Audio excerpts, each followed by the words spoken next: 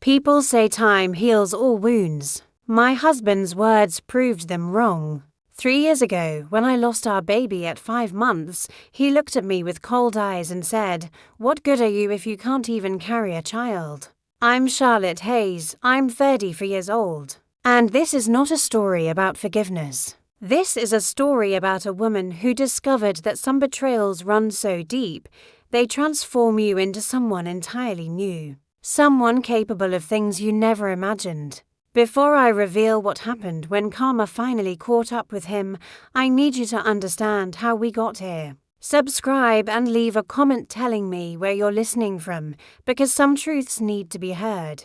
No matter how uncomfortable they make us. My story begins in Portland, Maine. Back in 2018, I was a 28-year-old marketing coordinator at a tech startup, living in a cramped studio apartment in the Old Port District. My days were filled with coffee runs, client presentations, and dreams of something bigger. I came from a working-class family. My father, David Hayes, managed a hardware store, and my mother, Patricia, worked as a school librarian. We weren't wealthy, but we were happy. We had Sunday dinners where my mother's pot roast filled the house with warmth. And my father told stories about the customers who came into his store.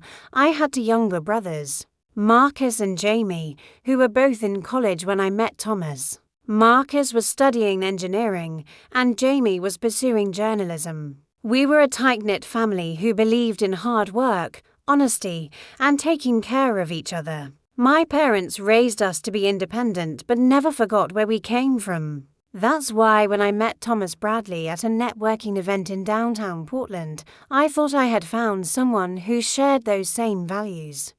Thomas was a financial analyst at a prestigious investment firm. He was tall, about 6'1", with perfectly styled dark hair and a smile that could light up a room. He wore expensive suits that probably cost more than my monthly rent, and he had this confidence that made everyone around him pay attention when he spoke. The first time I saw him was at a Chamber of Commerce mixer. I was there representing my company, nervously clutching a glass of cheap wine and trying to make small talk with strangers. Thomas approached me with that confident stride of his and said, "You look like the only interesting person in this room." It was a cheesy line, but the way he said it, with genuine curiosity in his eyes, made me smile. We talked for 2 hours that night. He told me about his work in finance, his plans to start his own investment consulting firm someday, his love for sailing on Casco Bay. I told him about my marketing work, my dreams of eventually starting my own agency, my close relationship with my family. For 6 months, Thomas courted me like something out of a romantic movie. He took me to expensive restaurants I had only read about in magazines. We went sailing on his friend's yacht, spent weekends at his family's summer house in Bar Harbor, attended charity galas where everyone seemed to know his name. It was intoxicating for a girl from a working-class neighborhood to suddenly be part of this world of wealth and sophistication. Thomas's family was old money from Massachusetts. His father, Richard Bradley, was a prominent attorney in Boston, and his mother, Victoria, sat on the boards of several charitable organizations. They had a sprawling estate in Newton, complete with a swimming pool, tennis courts, and more rooms than I could count. The first time Thomas took me to meet them, I was terrified. I wore my best dress, which I had bought on sale at Macy's, and tried to remember all the etiquette rules my mother had taught me. Victoria Bradley looked at me like I was a curiosity, something interesting but not quite right. She asked pointed questions about my family, my education, my career prospects. Richard was more polite but equally distant. I could tell they had expected Thomas to bring home someone from their social circle, not a marketing coordinator from Maine whose father managed a hardware store. But Thomas didn't seem to care what they thought. He held my hand throughout dinner and told his parents that he had never met anyone like me, that I was real in a way most people in his world weren't. We got engaged in December 2018, exactly 1 year after we met. Thomas proposed at the Portland Head Light, the iconic lighthouse that overlooks the rocky coast. It was a cold, clear day, and the ocean was crashing against the rocks below. He got down on one knee and pulled out a ring that must have cost more than I made in 6 months. A 2-carat diamond in a platinum setting that caught the winter sun and sparkled like ice. "Charlotte," he said, "you make me want to be better than I am. Will you marry me?" I said yes without hesitation. I loved him. Or maybe I loved the version of myself I saw reflected in his eyes, the woman who was worthy of expensive dinners and family estates and diamonds that sparkled like stars. We planned a wedding for June 2019. My mother and I spent months choosing flowers, tasting cakes, debating between cream and ivory for the table linens. Thomas wanted a big wedding at his family's country club in Massachusetts, but I insisted we get married in Portland. In the small church where my parents had married 30 years before, the wedding day was perfect. Sunny and warm, with a gentle breeze coming off the ocean. I wore a simple white dress that my mother helped me choose, not one of the elaborate designer gowns Victoria had suggested. Thomas looked handsome in his tuxedo, and when he saw me walking down the aisle on my father's arm, I saw tears in his eyes. We said our vows in front of 150 guests, a mixture of my working-class family and friends and Thomas's wealthy connections. The reception was at a waterfront venue, with lobster and champagne and a band that played until midnight. During our first dance, Thomas whispered in my ear, "I'm the luckiest man alive." I believed him. I believed we would have a beautiful life together, that love could bridge any gap between our different backgrounds. The first year of marriage was good. We moved into a beautiful townhouse in the West End, a historic neighborhood with tree-lined streets and brick sidewalks. Thomas continued to climb the ladder at his investment firm, and I got promoted to senior marketing coordinator. We spent weekends exploring the Maine coast, visiting wineries, hiking in Acadia National Park, but there were small signs that should have warned me. The way Thomas would sometimes make comments about my clothes, suggesting I needed to dress more professionally when we attended events with his colleagues. The way he would correct my grammar in front of his friends, laughing it off as teasing, but making me feel small and uneducated.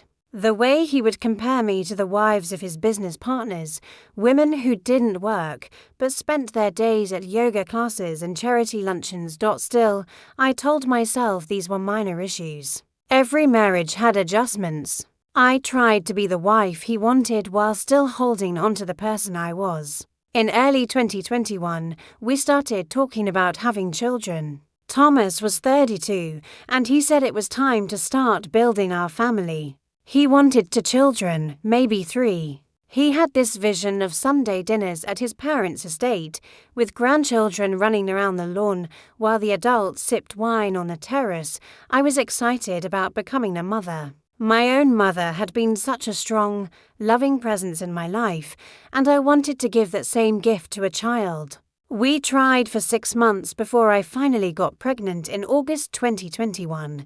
When I saw those 2 pink lines on the pregnancy test, I cried with joy. I took a dozen more tests just to be sure, then planned an elaborate way to tell Thomas. I bought a tiny pair of baby shoes and wrapped them in a box with a note that said, "Coming soon, April 2022.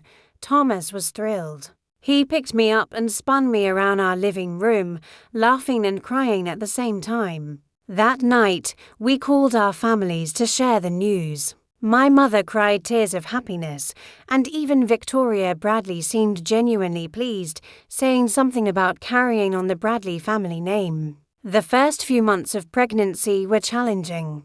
I had severe morning sickness that lasted all day, not just in the mornings.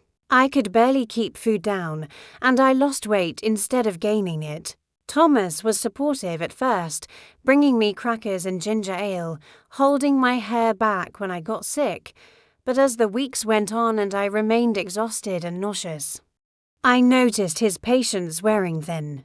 He started making comments about how other women managed to work through their pregnancies without so much drama. When I had to miss a dinner party with his colleagues because I was too sick, he was furious. "This is important for my career, Charlotte," he snapped. "You need to push through it." By the time I reached the second trimester, things started to improve. The nausea faded and I began to show. I loved watching my belly grow, feeling the first flutters of movement that told me our baby was real and alive inside me. Thomas and I went to every doctor's appointment together. We saw the ultrasounds, heard the heartbeat, learned we were having a little girl. Thomas wanted to name her Victoria, after his mother, but I argued for something less formal. We compromised on Olivia, with Victoria as a middle name.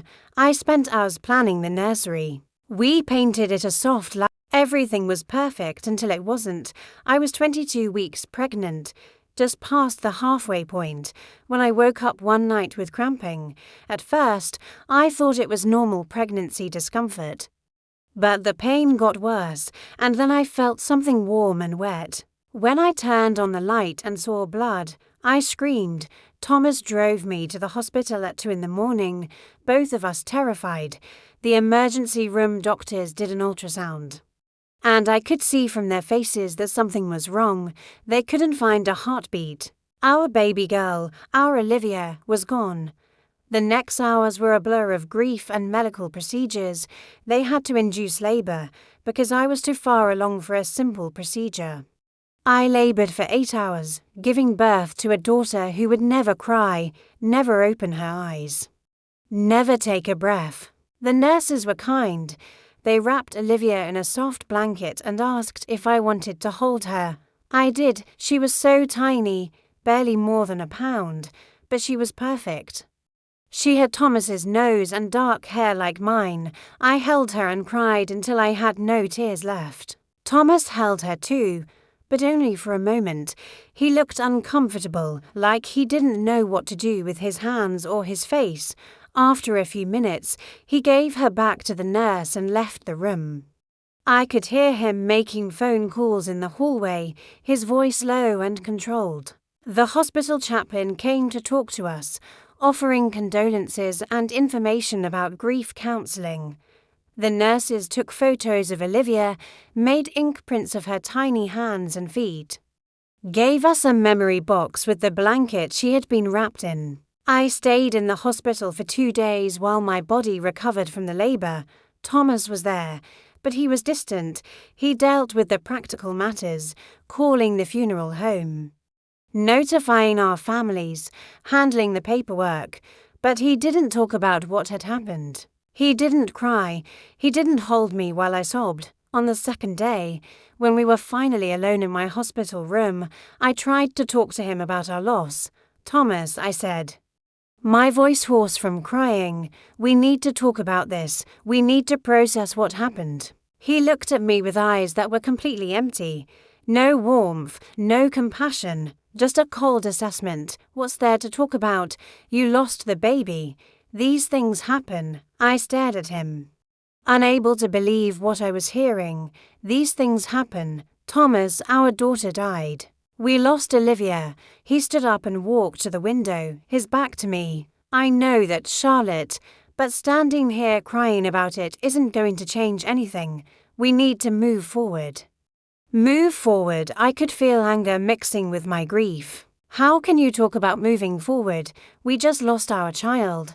That's when he turned around and said the words that would haunt me for the next 3 years. Words that would change everything between us forever. He looked at me with disgust and said, "What good are you if you can't even carry a child? My mother had 3 healthy babies without any problems. But you couldn't even make it to 6 months. You're useless, Charlotte, completely useless."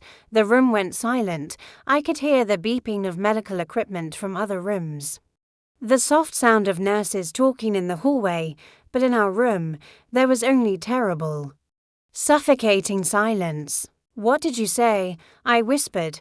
He had the decency to look uncomfortable for a moment, but he didn't take it back. "I'm sorry. I shouldn't have said that. I'm just upset. But the damage was done." Those words had been spoken, and we both knew he meant them. I turned my face to the wall and didn't speak to him for the rest of the day. We held a small memorial service for Olivia at the funeral home. My family came, and Thomas's parents made an appearance. Though Victoria seemed more concerned about maintaining appearances than genuine grief, we buried our daughter in a tiny white casket in a cemetery overlooking the ocean. The funeral director had given me a small angel statue to place on her grave. I went home to our townhouse. To the nursery we had so carefully prepared, and I fell apart. I couldn't go into that room without breaking down. The lavender walls, the white crib that would never hold our baby, the tiny clothes hanging in the closet, all of it was too painful.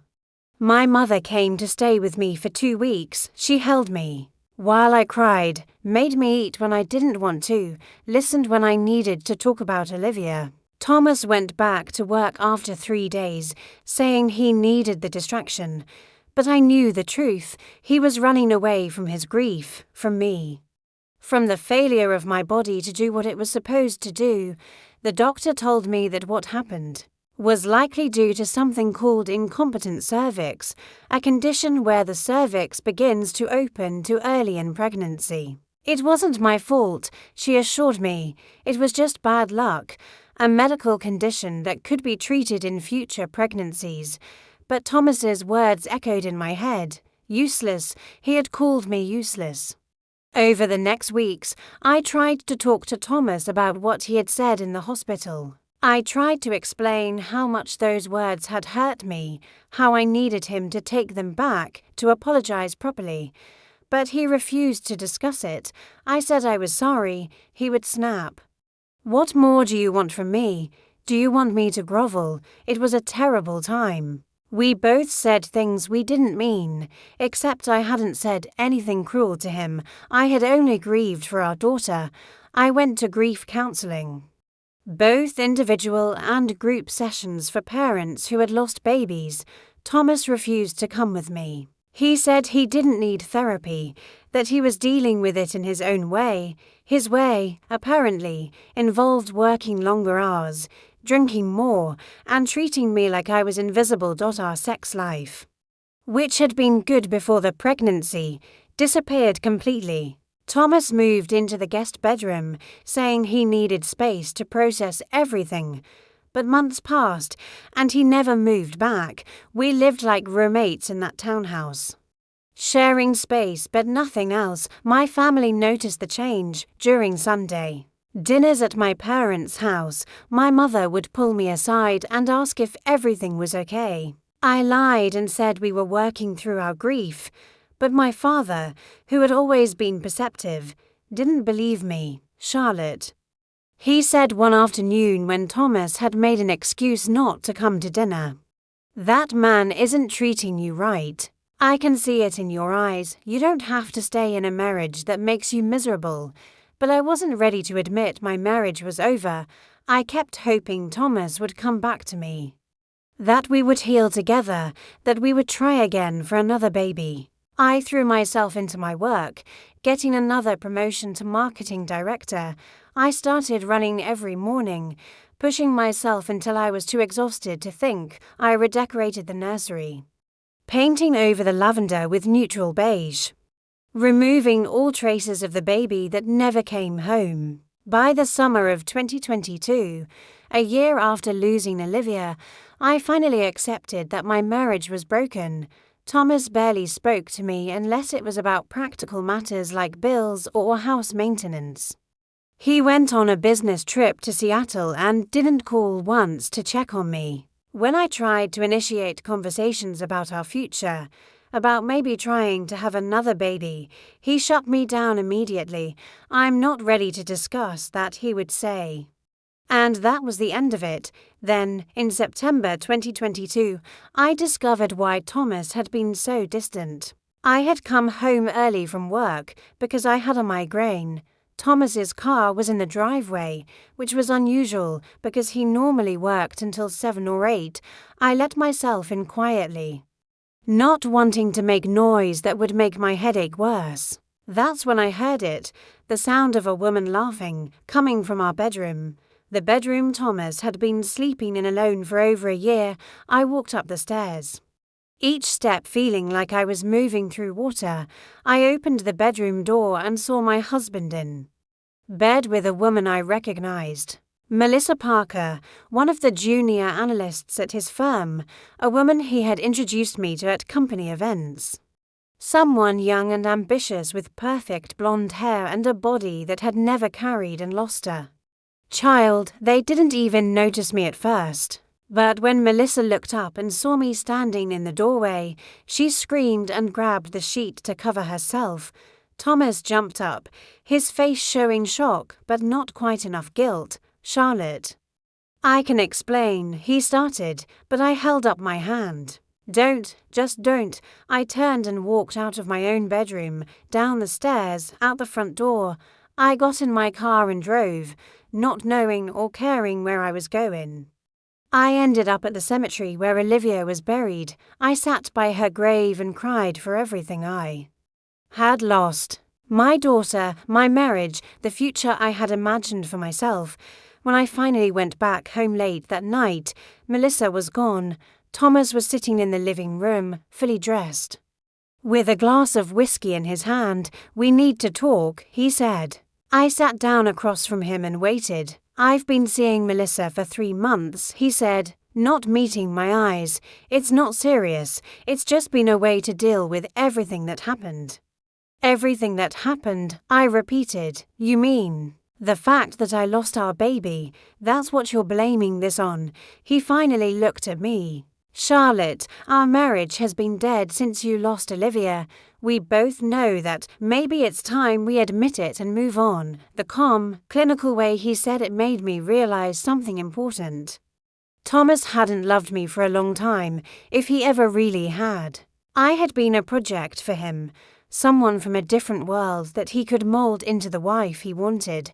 But when I failed at the most basic function, giving him a child, I became useless to him. "I want a divorce," I said quietly. For a moment, Thomas looked surprised, as if he hadn't expected me to be the one to say it. Then relief flashed across his face. "If that's what you want," he said, "we can handle this civilly. My attorney can draw up the paperwork." That night, I packed a bag and went to stay with my parents. My mother took one look at my face and knew everything without me saying a word. She made up my old bedroom, brought me tea, and sat with me while I told her everything. About Thomas's affair, about the words he had said in the hospital, about how broken our marriage had become. My father wanted to confront Thomas, but I begged him not to. "It's over, Dad. I just want to move on with my life." Over the next months, we went through the divorce process. Thomas's expensive attorney made sure he protected his assets. Because Maine is a no-fault divorce state, and we had been married less than 5 years, I wasn't entitled to much. I got to keep my car, my personal belongings, and a settlement that was far less than I deserved, but I was too tired to fight for more. Thomas kept the townhouse, his investment accounts, everything that really mattered. I moved into a small apartment in Deering, a quiet neighborhood where I could start over. I threw myself into my work, earning another promotion to VP of Marketing. I made new friends, women who had also been through divorces and understood what it felt like to rebuild your life from scratch. I started seeing a therapist regularly, working through my grief over Olivia and the trauma of Thomas's betrayal. But I never forgot those words, useless. Every time I looked in the mirror, I heard his voice. Every time I faced a challenge at work or in my personal life, that word echoed in my head. For 2 years, I worked on healing.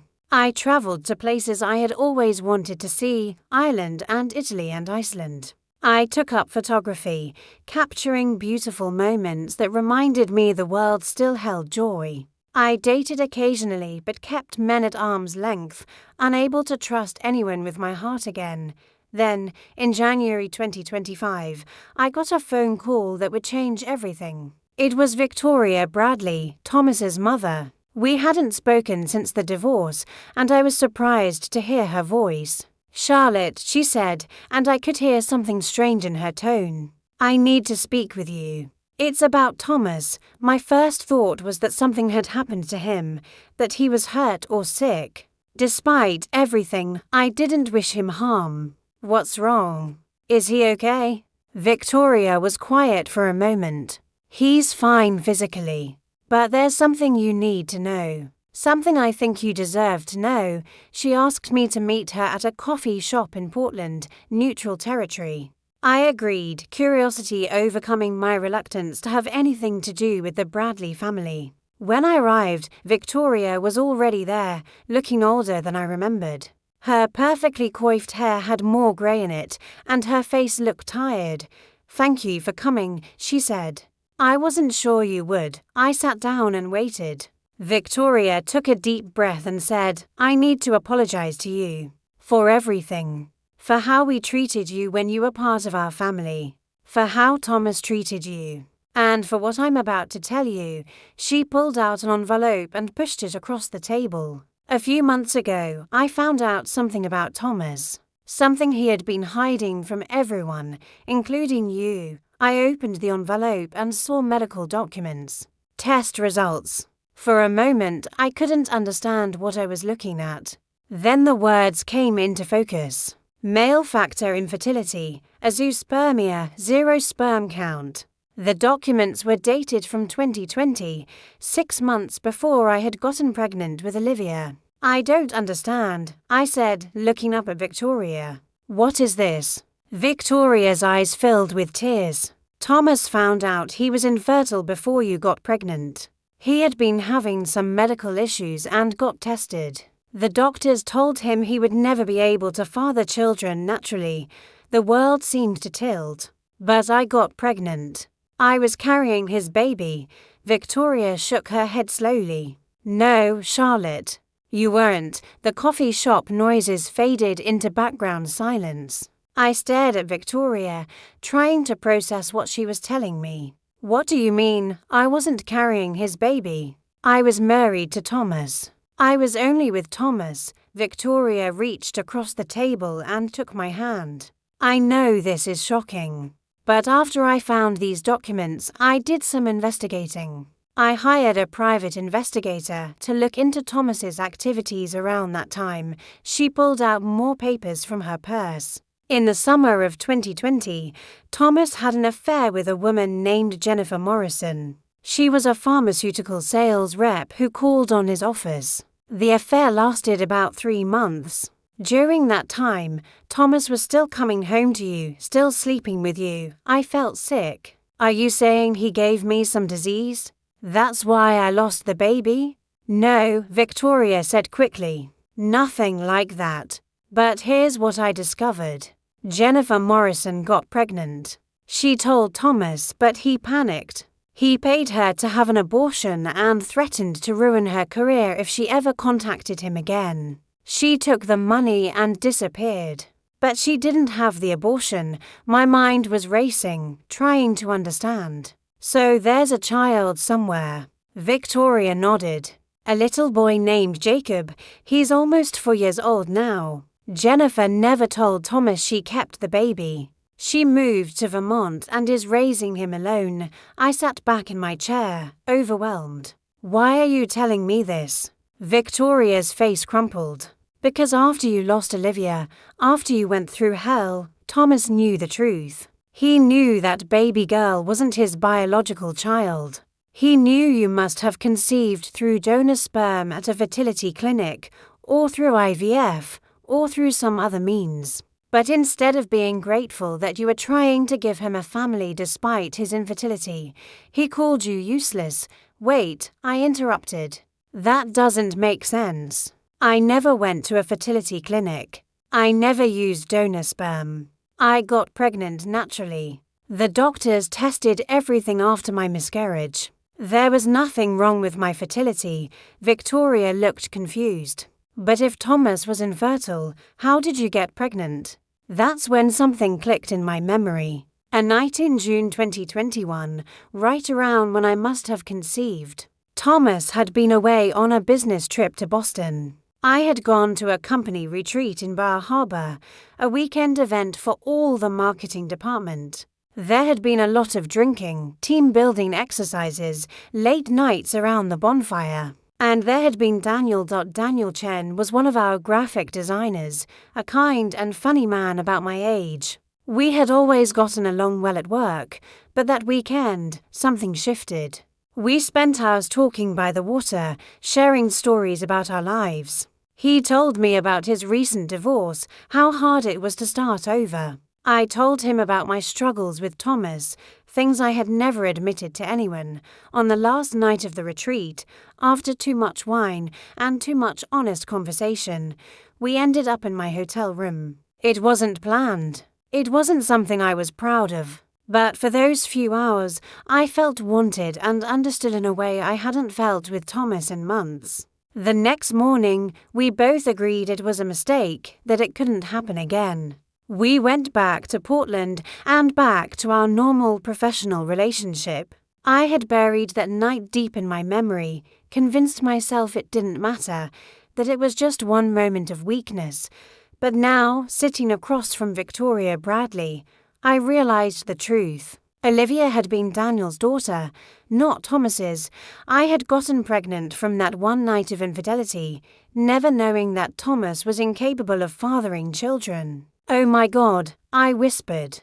"I need to go." I stood up so fast I nearly knocked over my chair. Victoria called after me, but I was already heading for the door. I got to my car and sat there, shaking. My baby girl, the daughter I had carried and lost, hadn't been Thomas's. Did it change how I felt about her? No, she had still been mine. I had still loved her. But Thomas had known she couldn't possibly be his, and he had still called me useless. He had let me believe I was the failure, that my body was the problem, when all along he had been infertile. He had known I must have been unfaithful, even if he didn't know with whom, and instead of confronting me, he had punished me with cruelty and abandonment.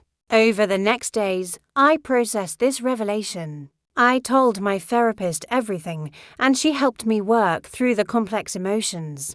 Guilt over my infidelity, even though it had happened during a time when my marriage was already crumbling. Anger at Thomas for his deception and cruelty. Grief for Olivia all over again, and then, slowly, something else emerged. A cold, calculating determination. Thomas had destroyed me with his words and his actions. He had let me believe I was broken, that I was the reason our marriage failed, that I was useless. He had moved on with his life, probably telling everyone that his poor, damaged ex-wife couldn't give him children. He had a child out there in the world, a son named Jacob, and he didn't even know it. And I held the power to change his entire life. I spent weeks thinking about what to do with this information. The old Charlotte, the one who avoided conflict and tried to keep the peace, wanted to let it go, to take the high road and move on with her life. But there was a new Charlotte emerging, one who had been forged in the fires of grief and betrayal, one who understood that sometimes justice required action. I started planning carefully, methodically. First, I hired my own private investigator to verify everything Victoria had told me. I needed to be absolutely certain before I did anything. The investigator confirmed it all. The medical records showing Thomas's infertility, the affair with Jennifer Morrison, the existence of 4-year-old Jacob Morrison living with his mother in Burlington, Vermont. I also had the investigator look into Thomas's current life. He had married Melissa Parker 6 months after our divorce was finalized. They lived in an expensive house in Cape Elizabeth, one of Portland's wealthiest neighborhoods. Melissa was pregnant, due to give birth in March 2025. Thomas was telling everyone this would be his first child, completely erasing Olivia's existence from his narrative. But I knew the truth. That child Melissa was carrying couldn't possibly be Thomas's. Either Melissa had been unfaithful, or they had used a sperm donor or IVF, and Thomas was once again participating in a lie. letting people believe he was about to become a father when his medical condition made that impossible. The final piece of information my investigator uncovered was the most interesting. Thomas was up for a major promotion at his investment firm. He was being considered for senior partner, a position that would make him one of the youngest partners in the firm's history. It came with a massive salary increase, prestige, and power.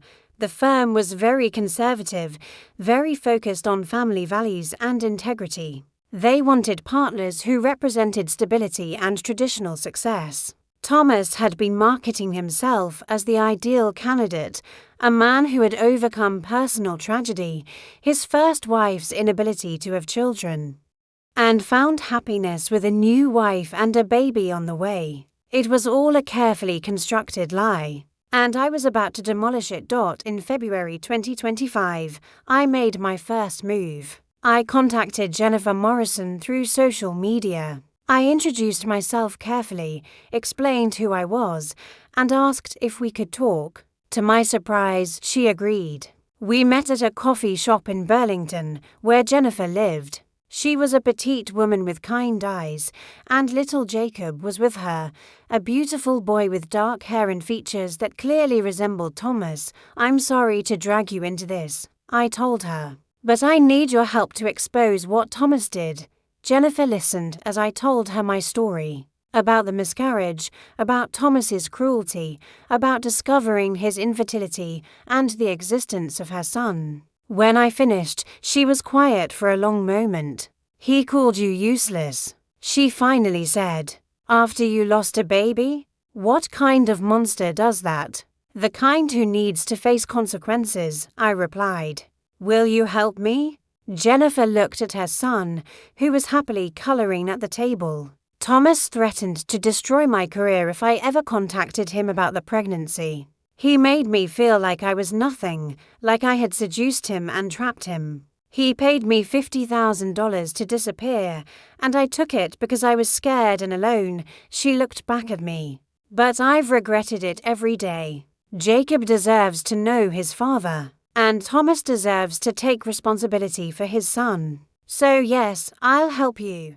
Over the next weeks, Jennifer and I coordinated with lawyers. We had paternity tests done that proved conclusively that Jacob was Thomas's biological son. We gathered all the documentation, the medical records, the evidence of the affair, the proof of the payment Thomas had made to Jennifer. Then I did something that 3 years ago I never would have had the courage to do. I contacted Thomas's investment firm, not the HR department or his boss, but the senior partners who were deciding on his promotion. I sent each of them a carefully prepared package. It included copies of Thomas's medical records showing his infertility, photos of Jacob with the paternity test results, a timeline of Thomas's affair with Jennifer Morrison, evidence of the hush money he had paid her, and copies of Melissa's pregnancy announcements, with a note pointing out the obvious impossibility of Thomas being the biological father.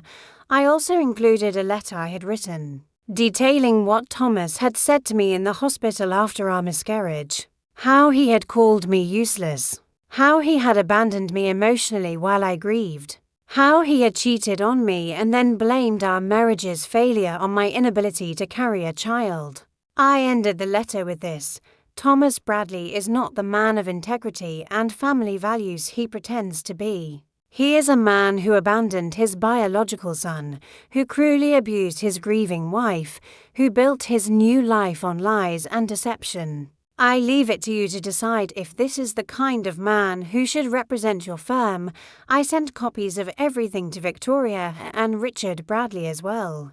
They deserved to know they had a grandson. And I sent a copy to Melissa because she deserved to know the truth about the man she had married. Then I waited.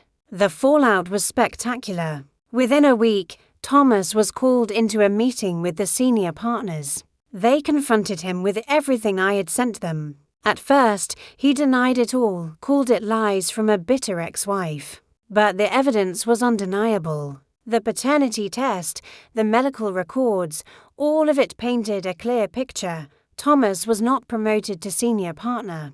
In fact, he was asked to resign from the firm. They couldn't fire him legally, but they made it clear his career there was over. The scandal was too big, the lies too extensive. In the conservative world of investment banking, reputation was everything, and Thomas's reputation was destroyed. Melissa filed for divorce immediately. According to my sources, she had indeed been pregnant with another man's child, a doctor she had been seeing before she started the affair with Thomas. She had let Thomas believe the baby was his, just as I had unknowingly done with Olivia. The irony wasn't lost on me. Victoria and Richard Bradley shocked everyone by embracing Jennifer and Jacob. They set up a trust fund for their grandson, invited Jennifer to move closer to Portland so Jacob could have a relationship with his grandparents. The boy Thomas had tried to erase from existence became part of the Bradley family. While Thomas himself became persona non grata, I heard through mutual acquaintances that Thomas tried to contact me several times. He left messages, sent emails, all of them ignored. Finally, he showed up at my apartment building one evening in March. The doorman called up to ask if I wanted to see him. For a moment, I considered saying no, but I realized I wanted to see him one more time. I wanted to look into his eyes and let him see what he had created. I told the doorman to send him up. When Thomas knocked on my door, I took a deep breath and opened it. He looked terrible. His expensive suit was wrinkled, his face was haggard, and there were dark circles under his eyes. This wasn't the confident, polished man I had married. This was someone who had lost everything. "Charlotte," he said, his voice hoarse. "Can I come in?" I stepped aside and let him enter my small apartment. It was nothing like the townhouse we had shared, but it was mine. Every piece of furniture, every photograph on the wall, every plant by the window represented my independence and my healing. Thomas stood in the middle of my living room, looking lost. "Why?" he finally asked. "Why did you do this to me?" I almost laughed at the absurdity of the question. "Why did I do this to you? Thomas, do you really not understand?" He turned to face me, and I saw something I had never seen before in his eyes. "Fear. You destroyed my life, Charlotte. My career is over. Melissa left me. My parents barely speak to me. Everyone knows about Jacob, about the lies. You took everything from me." "No," I said firmly. "You destroyed your own life with your choices. I simply made sure the truth came out, the truth." His voice rose. "You want to talk about truth? You were unfaithful to me, Charlotte. Olivia wasn't my child. You cheated on me." "Yes," I admitted calmly, "I did. One time, during a weekend when our marriage was already falling apart, when you were emotionally absent and I was lonely and lost. One time, I made a mistake. But I didn't know you were infertile. I didn't know Olivia couldn't be yours. I carried that guilt without even knowing what it meant." I stepped closer to him. "But you, Thomas, you knew you were infertile. You knew when I told you I was pregnant that something was wrong. And instead of confronting me, instead of having an honest conversation, you let me go through that entire pregnancy believing that baby was yours. You came to doctor's appointments. You helped plan the nursery. You acted like an excited father." Thomas looked away. "I thought maybe the doctors were wrong. I thought maybe it was a miracle." "Don't lie to me," I said sharply. "Not anymore. You knew the truth, and when I lost her, when I was at my lowest point, you called me useless. You blamed me for losing a child that you knew wasn't biologically yours. You punished me for something I didn't even know I had done wrong." "I was angry," Thomas said weakly. "I was hurt. You were cruel," I corrected. "You were calculating. You used my grief and my guilt to justify your own betrayal. You were already having an affair with Melissa while I was pregnant. You had been cheating on me long before I cheated on you." Thomas slumped onto my couch, his head in his hands. "What do you want from me, Charlotte? Do you want me to apologize? Do you want me to say I was wrong?" "I don't want anything from you," I said. I wanted you to understand what it feels like to have your life dismantled by someone who is supposed to love you.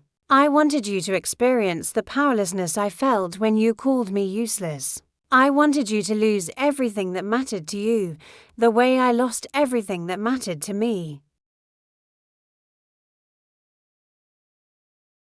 He looked up at me with red-rimmed eyes. Are you happy now? Does revenge make you feel better? I considered his question seriously. No, Thomas. This wasn't about revenge. Revenge implies I wanted to hurt you for the sake of hurting you. What I did was seek justice. I made sure your son knows he exists, that he has grandparents who will love him. I made sure Melissa knew the truth before she tied her life to yours permanently. I made sure your employers knew the character of the man they were about to promote. I sat down across from him. And yes, I made sure you faced consequences for your cruelty. Not because I'm vindictive, but because you needed to learn that words have power. That calling someone useless, especially someone who is grieving, leaves scars that don't heal. You needed to understand that actions have consequences. Thomas was crying now, something I had never seen him do. Not when we lost Olivia, not during our divorce, never. I'm sorry, he whispered. I'm so sorry for what I said to you in that hospital room. I was scared and angry and I lashed out at you because I couldn't face my own failures. I know, I said softly. But your apology doesn't undo the damage. It doesn't give me back the 3 years I spent believing I was broken. It doesn't restore your relationship with your son. It doesn't rebuild your career or your marriage. He wiped his eyes. What happens now? I stood up and walked to the door, opening it. Now you leave. You figure out how to be a father to Jacob. You find a new career. You learn to live with the consequences of your choices. And you never, ever tell another woman she's useless. Thomas stood slowly and walked to the door. He paused in the doorway and looked back at me. For what it's worth, I never thought you were useless. I was projecting my own fears onto you. You were always stronger than me, Charlotte. I just couldn't admit it. Goodbye. Thomas, I said and closed the door after he left. I stood in my quiet apartment and felt something I hadn't felt in 3 years. Peace, not happiness exactly, but a deep sense of closure. The scared, grieving woman who had been called useless in a hospital room was gone. In her place was someone stronger, someone who understood her own worth. Over the following months, I watched from a distance as the pieces of Thomas's life rearranged themselves. He found a new job at a smaller investment firm with a fraction of his previous salary. He started seeing a therapist, working through his own issues. And most importantly, he began building a relationship with Jacob. Jennifer told me that Thomas was awkward at first, unsure how to be a father to a child he had tried to deny. But slowly, he was learning. He showed up for weekly visits, attended Jacob's preschool events, and was starting to understand what it meant to be responsible for another life. Victoria Bradley became an unexpected ally.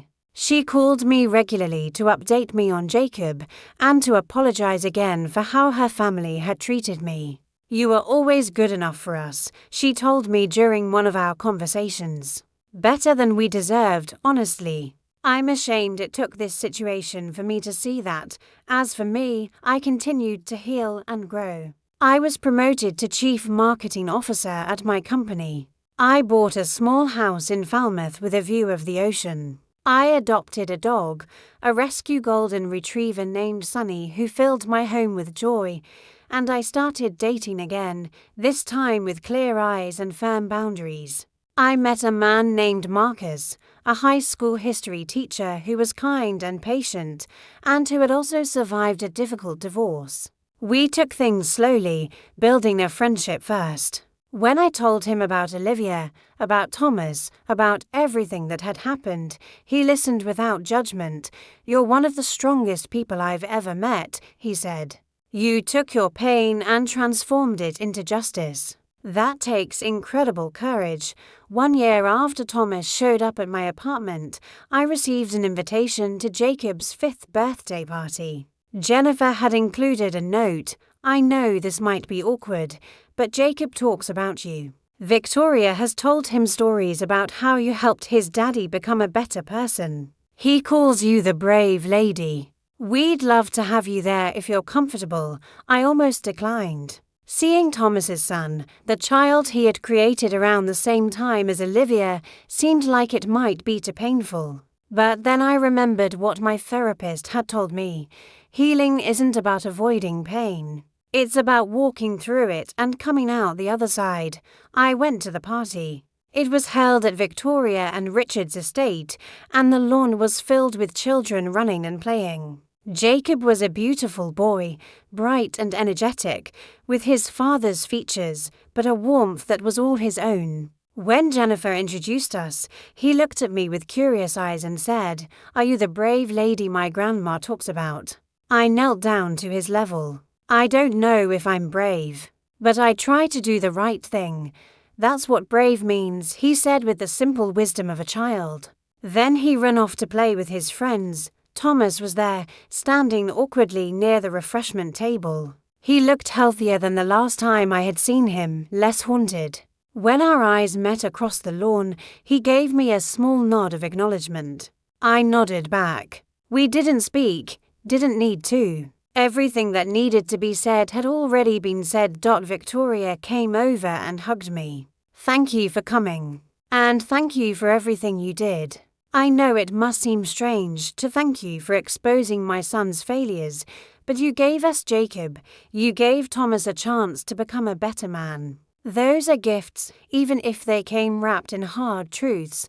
As I drove home that evening, watching the sun set over Casco Bay, I thought about the journey I had been on. From the naive young woman who married into wealth, to the devastated mother who lost her daughter, to the abandoned wife called useless. To the woman I had become, I had learned that cruelty leaves marks that never fully disappear. That word spoken in anger can echo for years. But I had also learned that we have the power to transform our pain into purpose, our grief into growth, our victimhood into agency. Thomas had called me useless, and for 3 years. Part of me believed him. But in seeking justice, in refusing to let his cruelty define me, I had discovered my own strength. I wasn't useless. I was powerful in ways I had never imagined. The story could end there, with me finding peace and moving forward. But life is rarely that neat.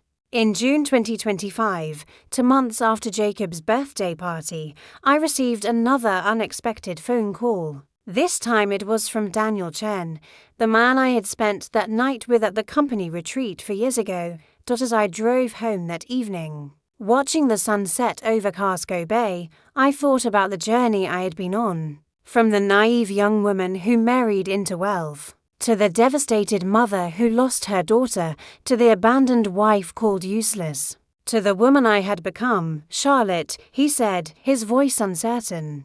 I know this is out of the blue, but I need to talk to you about something important. Can we meet? We met at a quiet restaurant in Portland. Daniel looked nervous, fidgeting with his napkin. I heard through the office grapevine about everything that happened with your ex-husband. About the medical record showing he was infertile. My stomach dropped.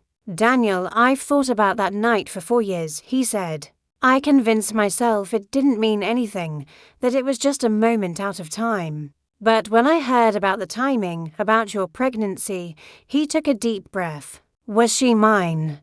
Was Olivia my daughter? I had known this conversation might come someday, but I wasn't prepared for the raw emotion in his voice. Yes, I said quietly. I didn't know for certain until recently, but yes. Olivia was your biological daughter. Daniel's eyes filled with tears. I had a daughter, and I never knew. She died, and I never got to meet her. We sat in that restaurant for 3 hours, talking about that night, about Olivia, about the grief we had both carried. Daniel told me he had never forgotten our conversation by the water, how connected he had felt to me. He had stayed quiet about that night because he respected my marriage and didn't want to cause problems. I'm not asking for anything, he said finally. I don't expect you to. I mean, I just needed you to know that if I had known about Olivia, I would have been there. I would have wanted to be her father. Something shifted in me as I listened to him. This kind, gentle man who was genuinely grieving for a daughter he never knew existed. Who took responsibility without being asked. Who didn't blame or accuse or call me useless. Thank you, I said. Thank you for saying that. Over the following months, Daniel and I began spending more time together. Not dating exactly, but rebuilding the friendship we had started that night at the retreat. We talked about Olivia often, keeping her memory alive between us. We visited her grave together, and Daniel brought flowers. I know I wasn't her father in any real sense, he said as we stood by her small headstone. But I would like to honor her memory, if that's okay with you. It's more than okay, I said. By the fall of 2025, Daniel and I had started dating officially. Marcus, the teacher I had been seeing, had moved across the country for a job opportunity, and we had parted as friends.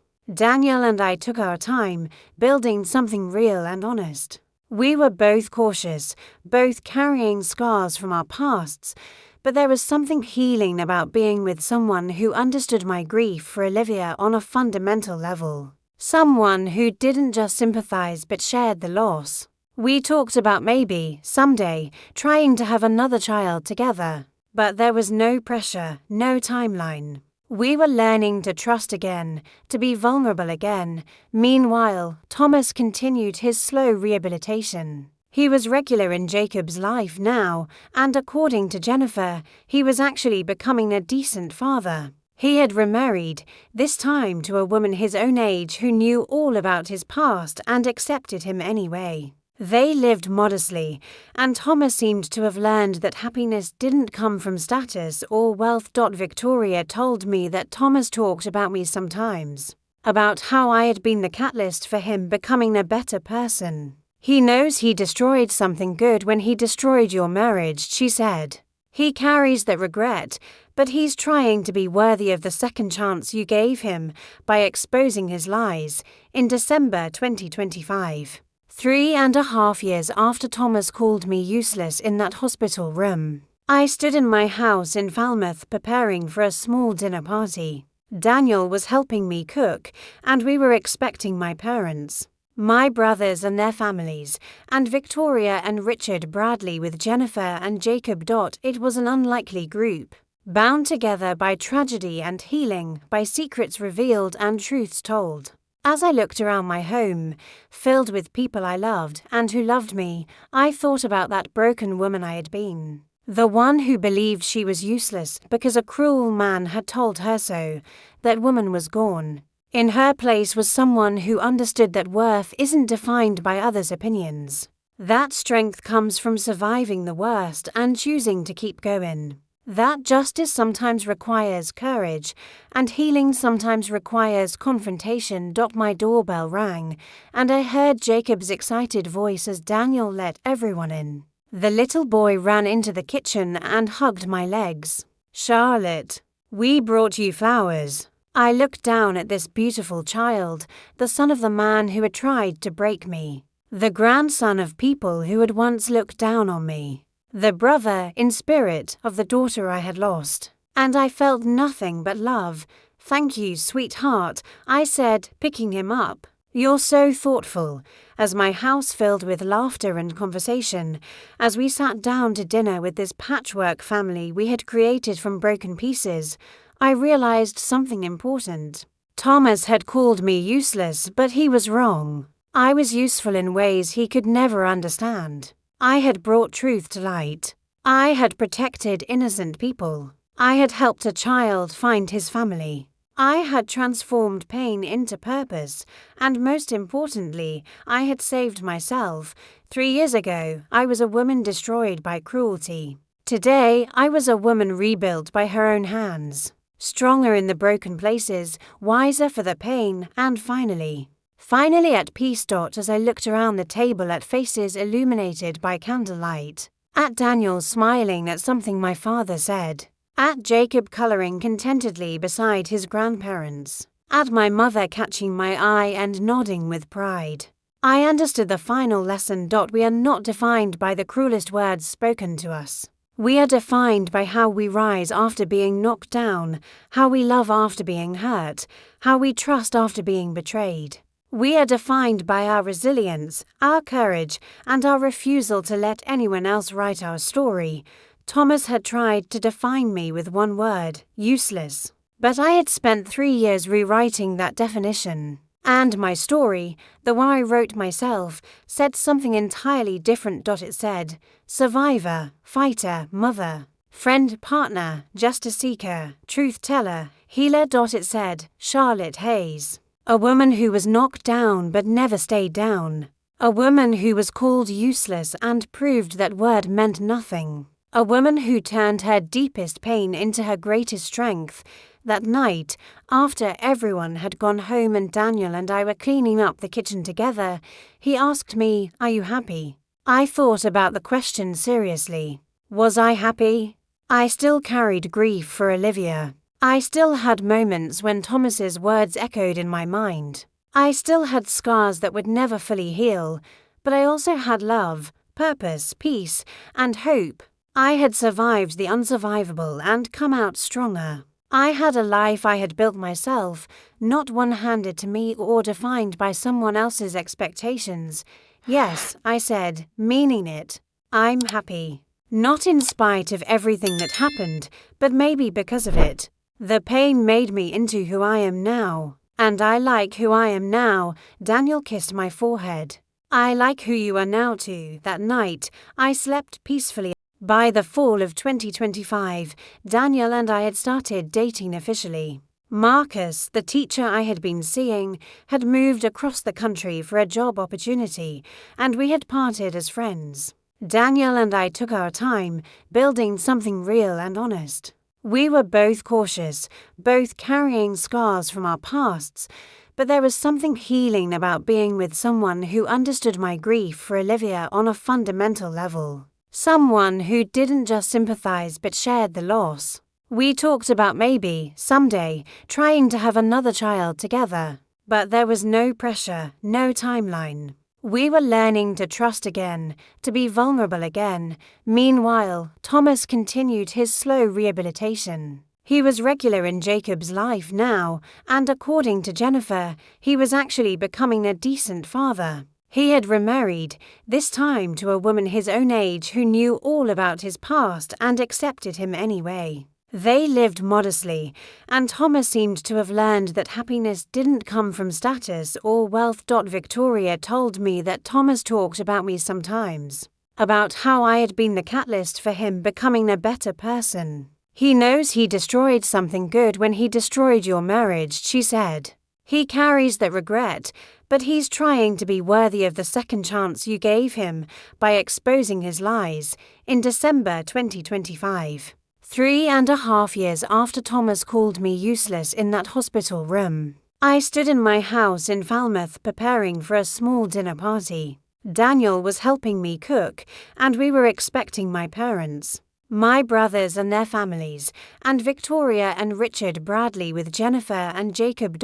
It was an unlikely group, bound together by tragedy and healing, by secrets revealed and truths told. As I looked around my home, filled with people I loved and who loved me, I thought about that broken woman I had been. The one who believed she was useless because a cruel man had told her so. That woman was gone. In her place was someone who understood that worth isn't defined by others' opinions. That strength comes from surviving the worst and choosing to keep going. That justice sometimes requires courage, and healing sometimes requires confrontation. My doorbell rang, and I heard Jacob's excited voice as Daniel let everyone in. The little boy ran into the kitchen and hugged my legs. "Charlotte, we brought you flowers." I looked down at this beautiful child, the son of the man who had tried to break me, the grandson of people who had once looked down on me, the brother, in spirit, of the daughter I had lost. And I felt nothing but love. "Thank you, sweetheart," I said, picking him up. You're so thoughtful," as my house filled with laughter and conversation, as we sat down to dinner with this patchwork family we had created from broken pieces, I realized something important. Thomas had called me useless, but he was wrong. I was useful in ways he could never understand. I had brought truth to light. I had protected innocent people. I had helped a child find his family. I had transformed pain into purpose, and most importantly, I had saved myself. 3 years ago, I was a woman destroyed by cruelty. Today, I was a woman rebuilt by her own hands. Stronger in the broken places, wiser for the pain, and finally at peace. As I looked around the table at faces illuminated by candlelight, at Daniel smiling at something my father said, at Jacob coloring contentedly beside his grandparents, at my mother catching my eye and nodding with pride, I understood the final lesson. We are not defined by the cruelest words spoken to us. We are defined by how we rise after being knocked down, how we love after being hurt, how we trust after being betrayed. We are defined by our resilience, our courage, and our refusal to let anyone else write our story. Thomas had tried to define me with one word: useless. But I had spent 3 years rewriting that definition. And my story, the one I wrote myself, said something entirely different. It said, survivor, fighter, mother, friend, partner, justice seeker, truth teller, healer. It said, Charlotte Hayes. A woman who was knocked down but never stayed down.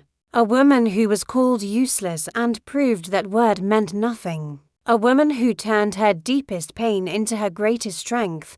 That night, after everyone had gone home and Daniel and I were cleaning up the kitchen together, he asked me, "Are you happy?" I thought about the question seriously. Was I happy? I still carried grief for Olivia. I still had moments when Thomas's words echoed in my mind. I still had scars that would never fully heal, but I also had love, purpose, peace, and hope.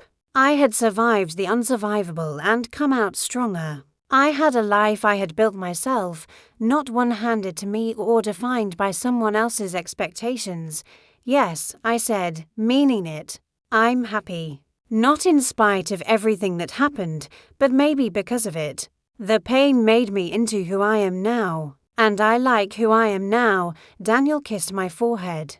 I like who you are now too. That night, I slept peacefully in my own home, with Sunny curled up at the foot of my bed.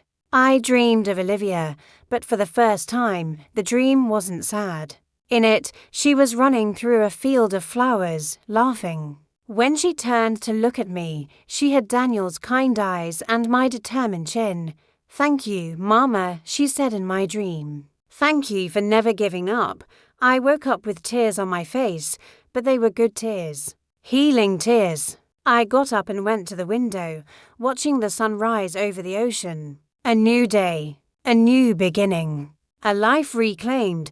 Thomas had called me useless 3 years ago. But he was wrong about so many things. He was wrong about me, wrong about what mattered, wrong about what made someone valuable. I was never useless. I was always enough. I just had to learn to believe it myself, and that, my dear friends, is the end of my story. Or rather, the end of this chapter. Because life continues, and I continue to grow and heal and become more fully myself with each passing day.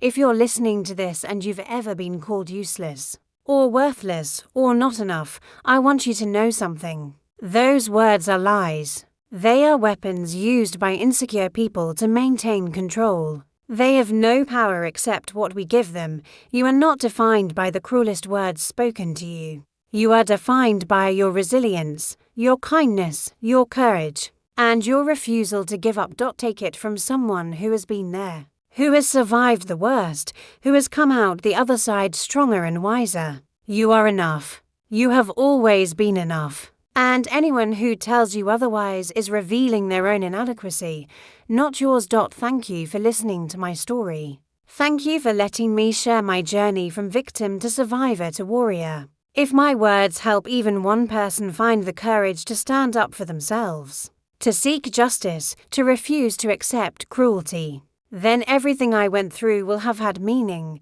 This is Charlotte Hayes, signing off from Nana's memory lane. Remember, you are never useless. You are powerful beyond measure. And your story isn't over yet. Stay strong, my friends. And never let anyone else define your worth.